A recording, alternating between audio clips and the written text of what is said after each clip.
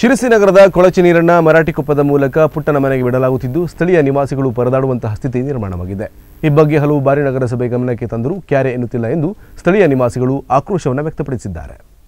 ಶಿರಸಿ ನಗರದ ಕೊಳಚೆ ನೀರನ್ನು ಶುದ್ಧೀಕರಣಗೊಳಿಸುವ ಉದ್ದೇಶದಿಂದ ಮರಾಠಿಕೊಪ್ಪದಲ್ಲಿ ನಗರಸಭೆ ವತಿಯಿಂದ 25 ಲಕ್ಷ ರೂಪಾಯಿ ವೆಚ್ಚದಲ್ಲಿ ಶುದ್ಧೀಕರಣ ಘಟಕ ನಿರ್ಮಾಣ ಮಾಡಲಾಗಿದೆ. ಆದರೆ ಈ ಶುದ್ಧೀಕರಣ ಘಟಕ ತನ್ನ ಕಾರ್ಯವನ್ನು ಸ್ಥಗಿತಗೊಳಿಸಿ ಹಲವು ವರ್ಷಗಳೇ ಕಳೆದರೂ ಸಹ ನಗರಸಭೆ ಗಮನಹರಿಸುತ್ತಿಲ್ಲ ಎಂದು ಪುಟ್ಟನಮನೆ ಗ್ರಾಮದ ಜನರು ಆಕ್ರೋಶ ವ್ಯಕ್ತಪಡಿಸಿದ್ದಾರೆ.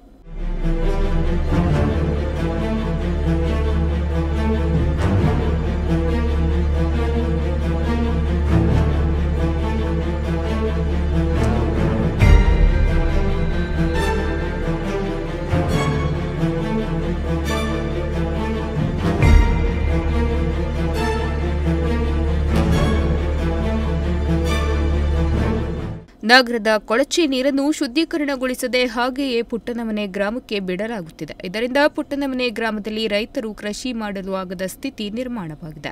ಅಲ್ಲಿನ ಜಲಮೂಲಗಳಿಗೂ ನಗರದ ಕೊಳಚೆ ನೀರು ಸೇರುತ್ತಿದ್ದು ಶುದ್ಧವಾದ ಕುಡಿಯುವ ನೀರು ಸಹ ಸಿಗದ ಪರಿಸ್ಥಿತಿ ನಿರ್ಮಾಣವಾಗಿದೆ.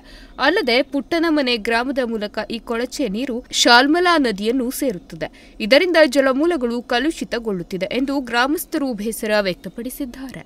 ನಗರ ಪ್ರದೇಶದಲ್ಲಿ ಮಳೆ ಬಂದರೆ ಹೆಚ್ಚಿನ ಪ್ರಮಾಣದ ನೀರು ಬರುವುದರಿಂದ ಕೃಷಿ ಜಮೀನಿನ ಕಾಲುವೆಯ ಕಟ್ಟೆಗಳು ಒಡೆದು ಅಪಾರ ಪ್ರಮಾಣದಲ್ಲಿ ಹಾನಿಗೊಳಗಾದ ಉದಾಹರಣೆಗಳಿವೆ. ಈ ಬಗ್ಗೆ ಗ್ರಾಮಸ್ಥರು ಈಗಾಗಲೇ ಹಲವು ಸಲ ಜನಪ್ರತಿನಿಧಿಗಳಿಗೆ ಹಾಗೂ ಸಂಬಂಧಪಟ್ಟ ಅಧಿಕಾರಿಗಳಿಗೆ ತಿಳಿಸಿದರೂ ಸಹ ತಮಗೆ ಸಂಬಂಧವೇ ಇಲ್ಲ ಎಂಬಂತೆ ವರ್ತಿಸುತ್ತಿದ್ದಾರೆ ಎಂದು ತೀವ್ರ ಬೇಸರ ವ್ಯಕ್ತಪಡಿಸಿದ್ದಾರೆ.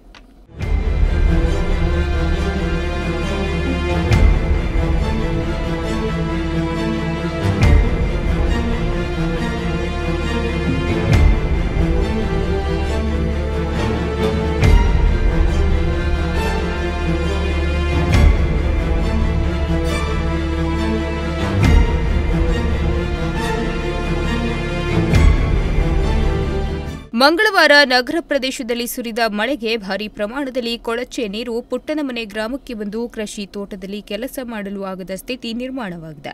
ತಕ್ಷಣ ನಗರಸಭೆ ಅಧಿಕಾರಿಗಳು ಕೊಳಚೆ ನೀರನ್ನು ಶುದ್ಧೀಕರಣಗೊಳಿಸುವ ಕಾರ್ಯ ಮಾಡಬೇಕು. ಇಲ್ಲವಾದಲ್ಲಿ ಪ್ರತಿಭಟನೆ ನಡೆಸುವುದಾಗಿ ಪುಟ್ಟನಮನೆ ಗ್ರಾಮಸ್ಥರು ನಗರಸಭೆ ವಿರುದ್ಧ ಆಕ್ರೋಶ ವ್ಯಕ್ತಪಡಿಸಿದ್ದಾರೆ. Nudisiri news desk, Sirsi.